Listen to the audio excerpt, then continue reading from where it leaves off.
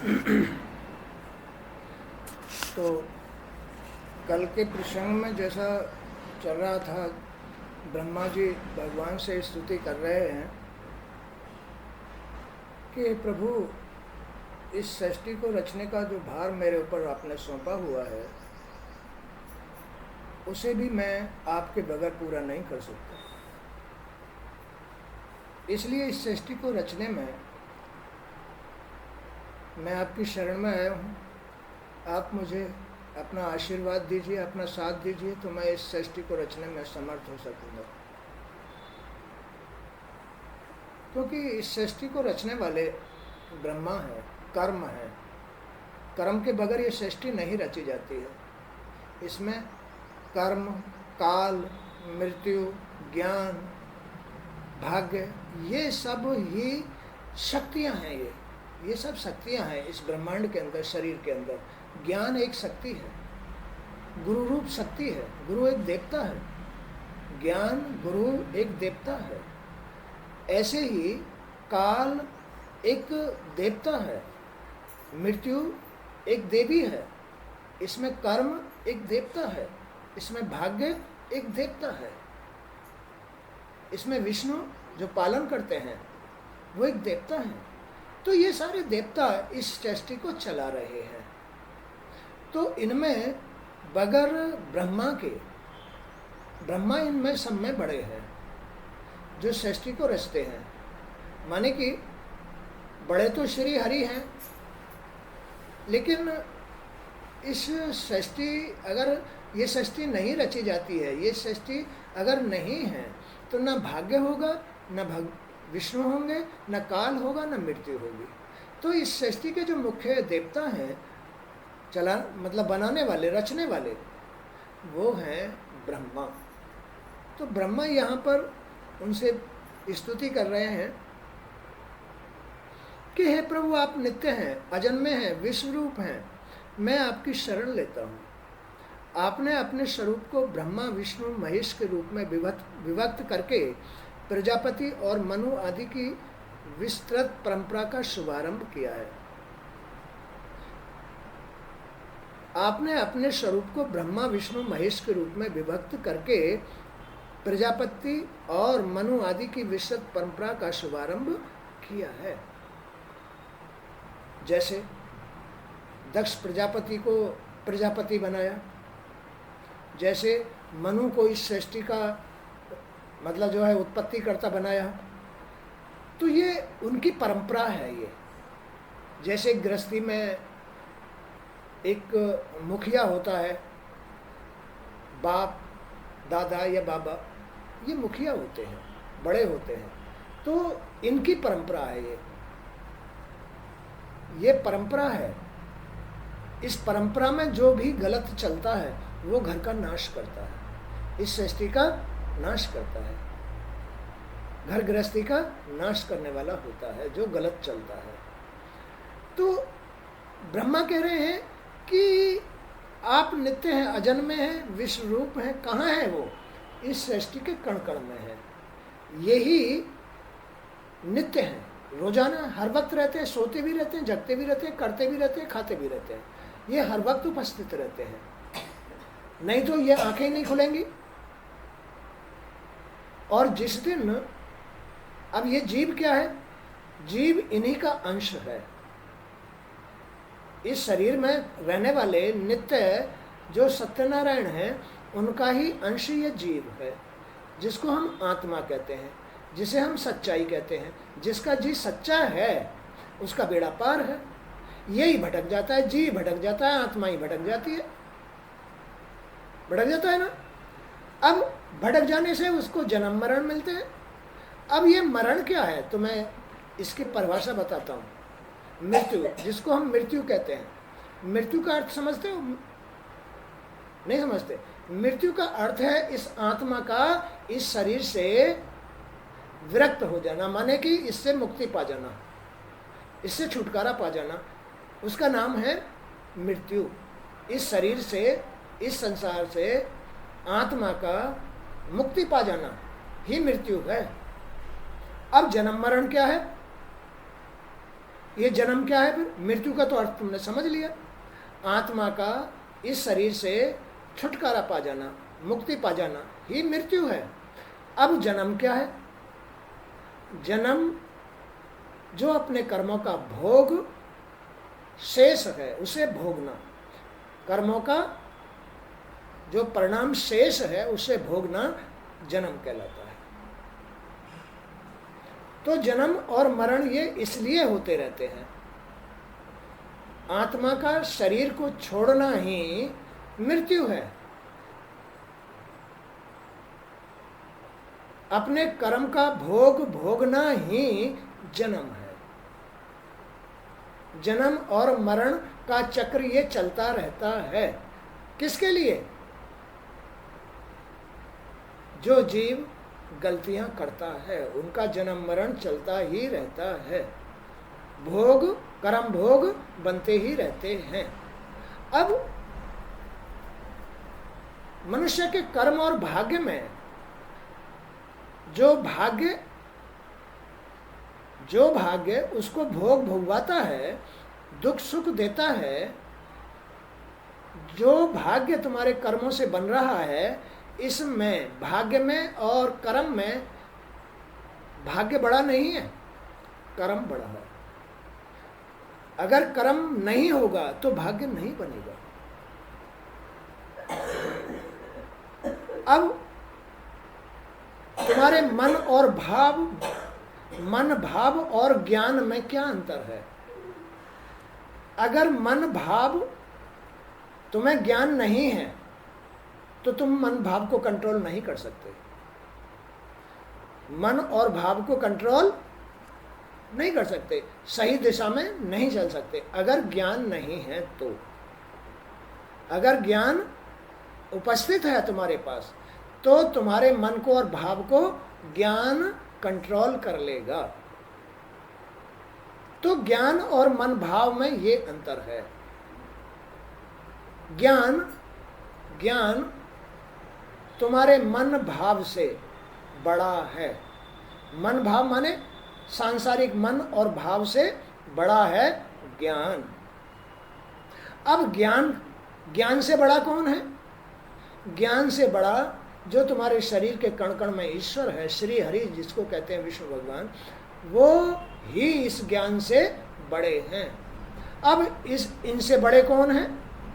इनसे बड़े वो पार ब्रह्म परमेश्वर हैं जिनसे ये विष्णु, ब्रह्मा और शंकर भगवान कार्य कर रहे हैं। इनके मूल हैं परमात्मा। परमात्मा की ही ये रचना है, ये सृष्टि है। तो इस सृष्टि में कर्म भगवान से प्रार्थना कर रहा है। जो इस सृष्टि के कण कण में भगवान वास करते हैं, श्री हरि वास करते हैं, ब्रह्मा जी माने कर्म श्री हरि से प्रार्थना कर रहे हैं कि हे प्रभु, आप नित्य हैं, अजन्मे हैं, विश्वरूप हैं, मैं आपकी शरण लेता हूँ। आपने अपने स्वरूप को ब्रह्मा विष्णु महेश के रूप में विभक्त करके प्रजापति और मनु आदि की विस्मृति परंपरा का शुभारंभ किया है। जो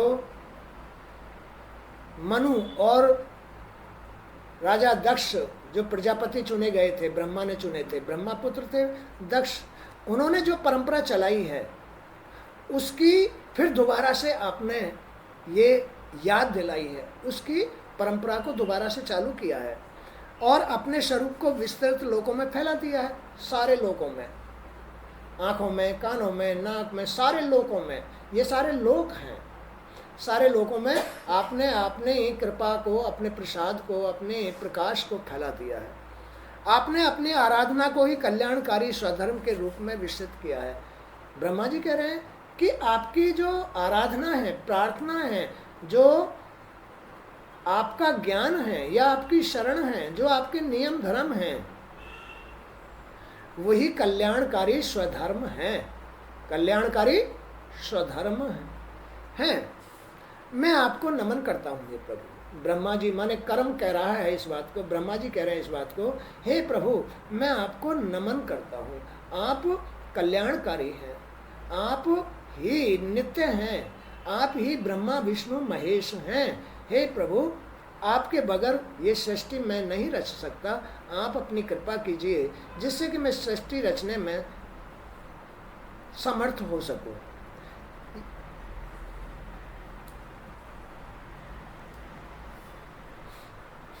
यद्यपि सत्यलोक का अधिष्ठाता हूं, ब्रह्मा जी किस लोक के अधिष्ठाता हैं?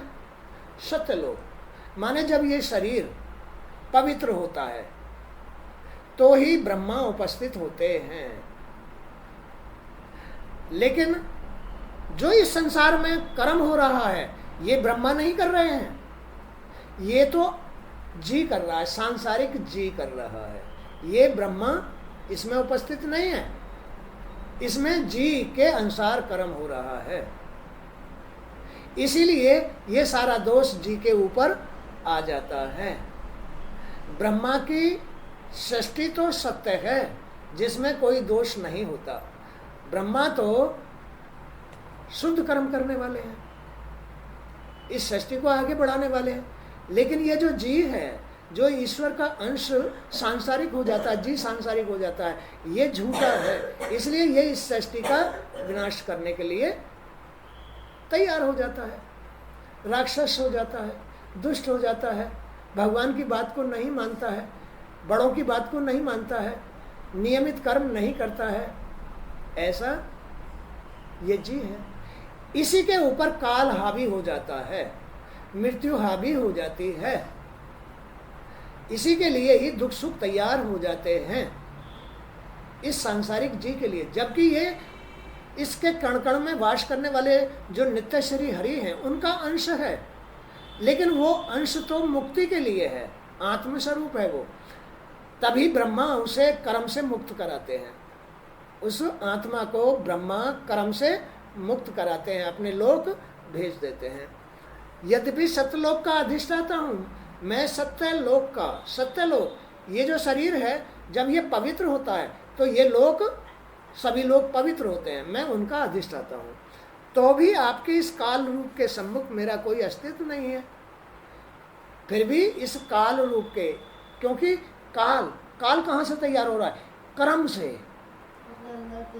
काल तैयार, बुराइयां, मारपीट, दूषित कर्म, बुरे कर्म, ये कौन कहाँ से तैयार हो रहे हैं?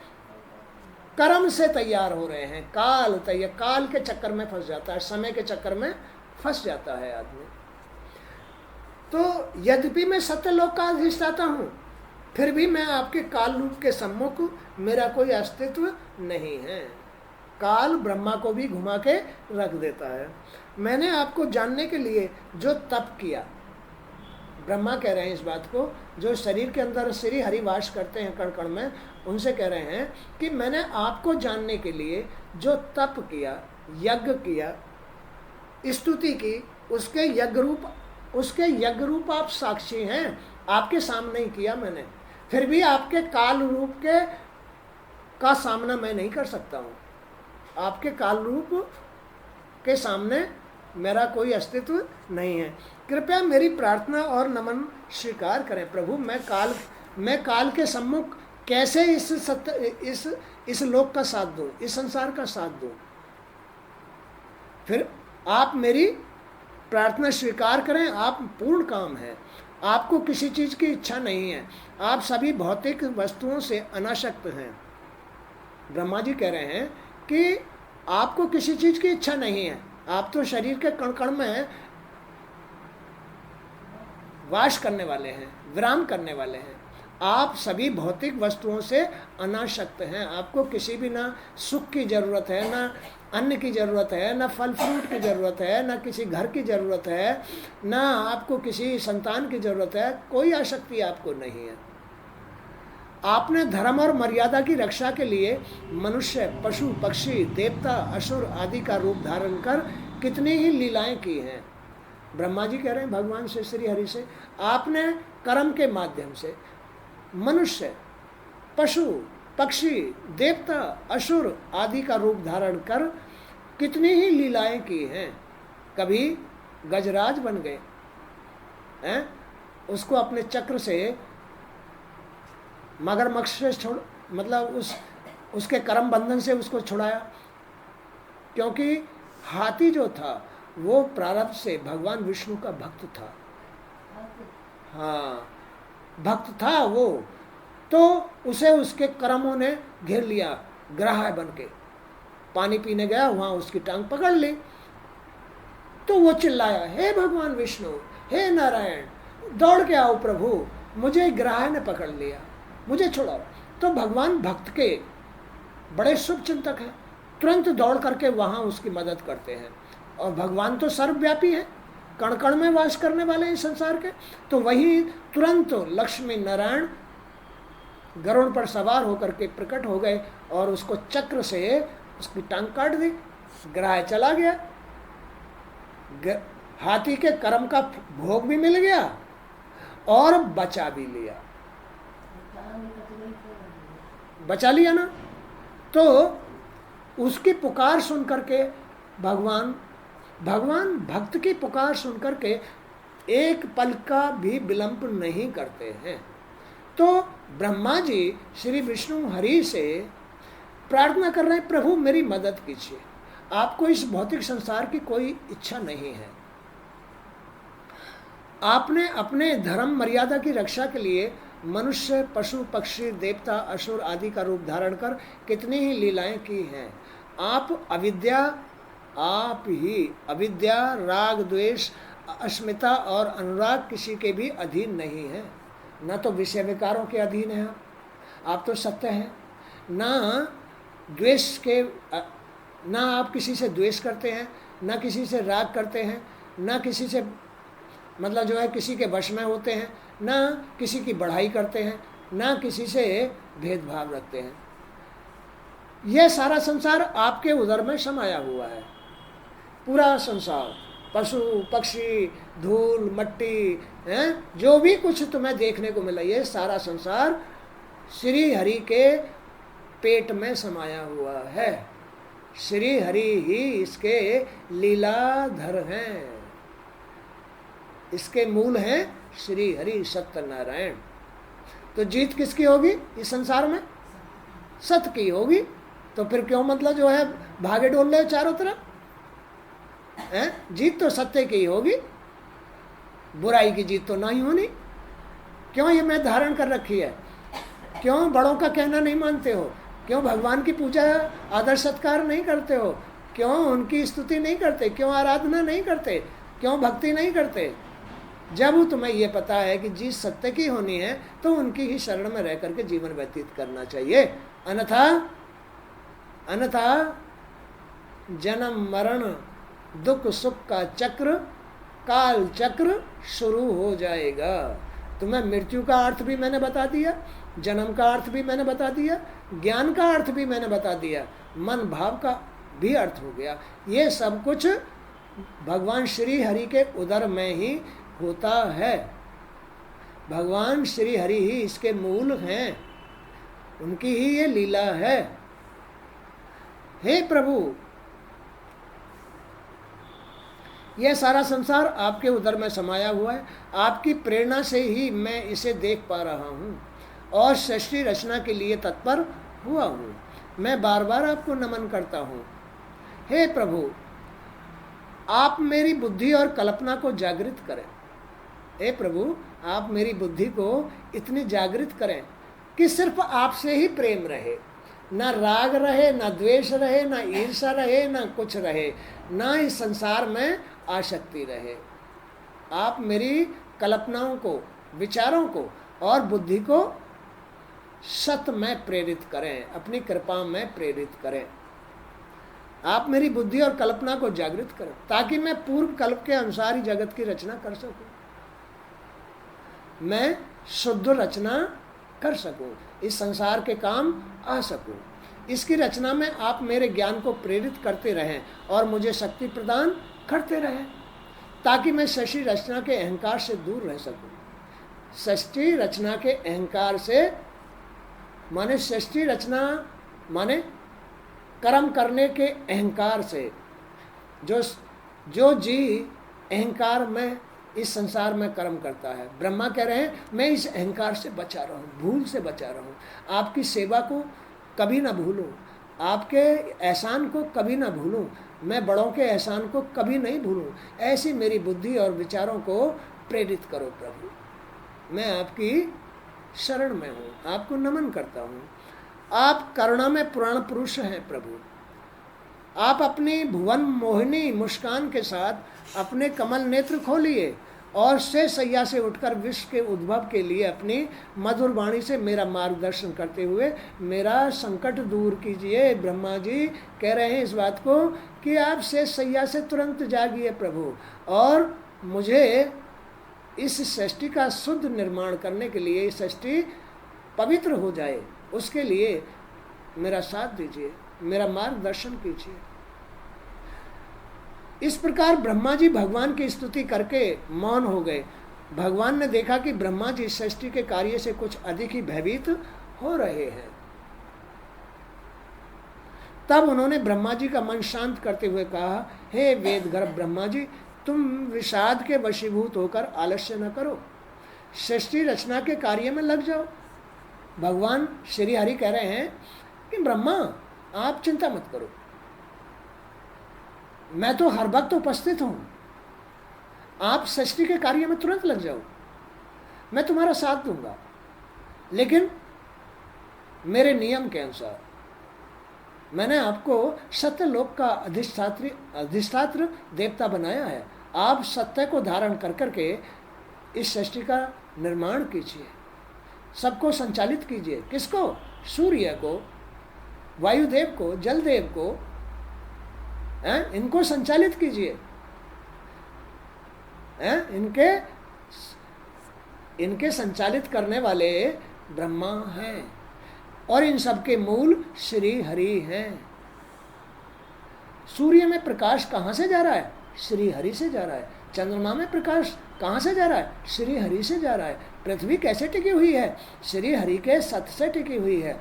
और आकाश कैसे टिका हुआ है? श्री हरि के सत से आकाश टिका हुआ है। ब्रह्मा जी किसके अनुसार कर्म कर रहे हैं? किसके अनुसार ये सृष्टि रच रहे हैं? श्री हरि के अनुसार सृष्टि रच रहे हैं। भगवान भोलेनाथ कहाँ से पैदा होते हैं?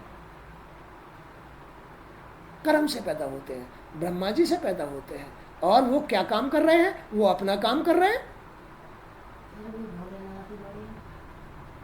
वो अपना काम कर रहे हैं। ब्रह्मा जी अपना काम कर रहे हैं, विष्णु जी अपना काम कर रहे हैं।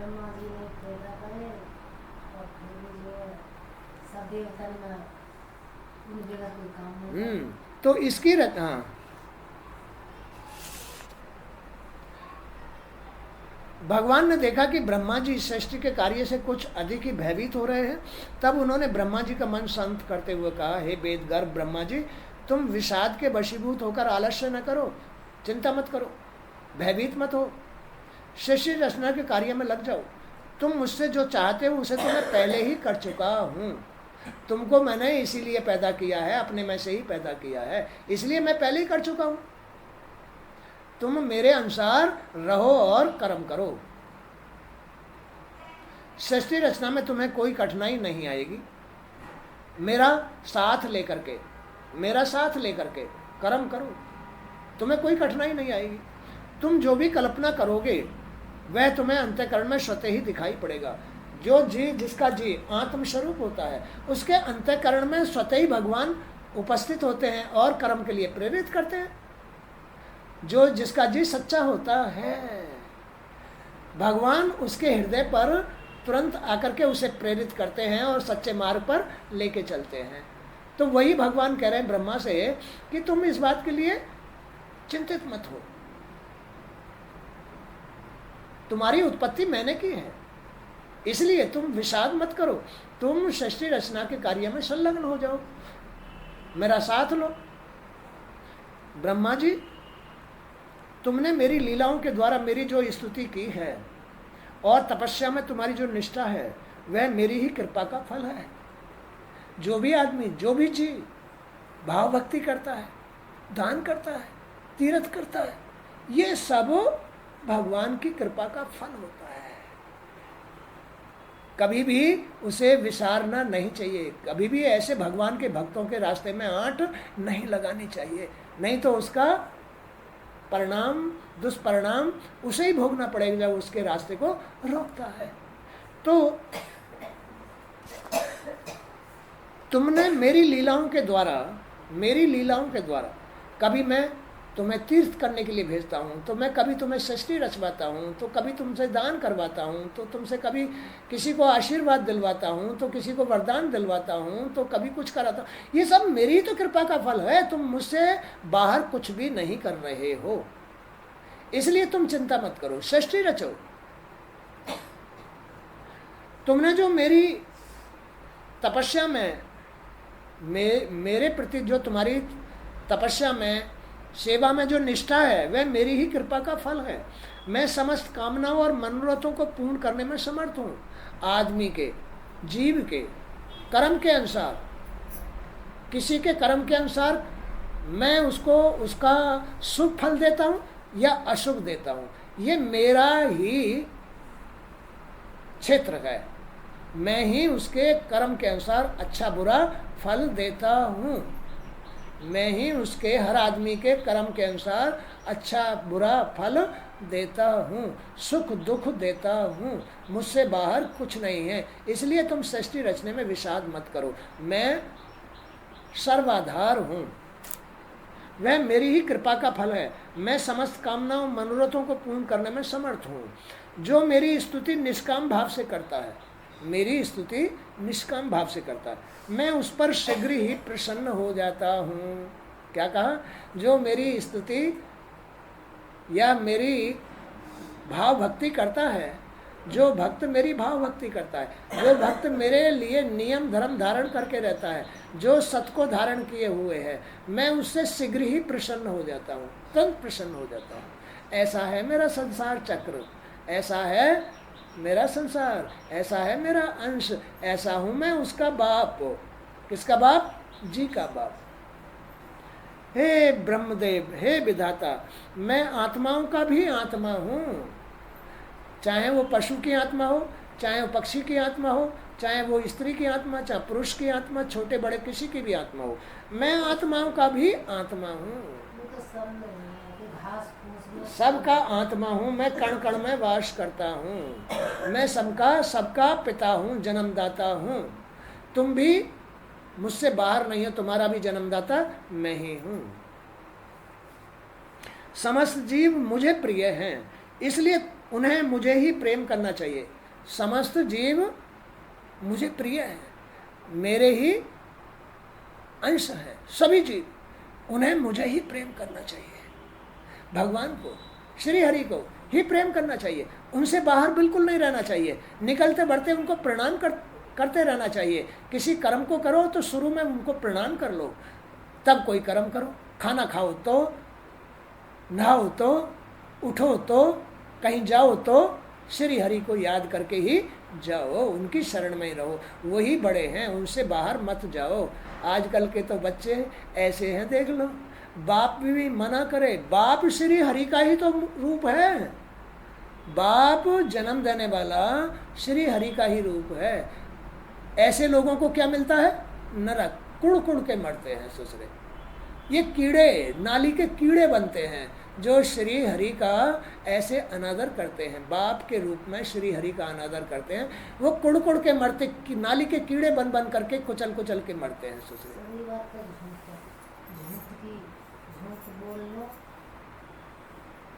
तो ये झूठी तो है। श्री हरि का अनादर करना या बाप का अनादर करना, ये झूठा ही रूप तो है। उसकी बड़ी कुदशा होती है, उसकी बड़ी कुदशा होती है। इसलिए उन्हें मुझे ही प्रेम करना चाहिए। तीनों लोकों की जो प्रजा इस समय मुझ में लीन है, तीनों लोकों की प्रजा श्री हरि में ही लीन है। उसे तुम पूर्व कल्प के अनुसार पुनः रचो। उसे तुम पूर्व कल्प माने प्रारब्ध के अनुसार, उन्हें प्रारब्ध के अनुसार फिर रचना शुरू करो। सबके अपने अपने प्रारब्ध तुम्हारे सामने हैं। आप उनके कर्मों के अनुसार सृष्टि रचना रचो। किसी मनुष्य के कर्म ऐसे हैं कि वो अगले जन्म में स्त्री बने, तो वो सब ब्रह्मा ही लिखते हैं। उसके कर्म ऐसे हैं कि वो भार ढोने वाला गधा बने, तो उसके कर्मों के अनुसार ब्रह्मा इसी तरह से सृष्टि रचते हैं। तुम पुनः उसके प्रारब्ध के अनुसार सृष्टि रचना शुरू करो। आज का सत्संग यहीं तक। जय श्री कृष्ण। हे गोविंद, हे वासुदेव, हे त्रिलोकीनाथ, आपकी जय।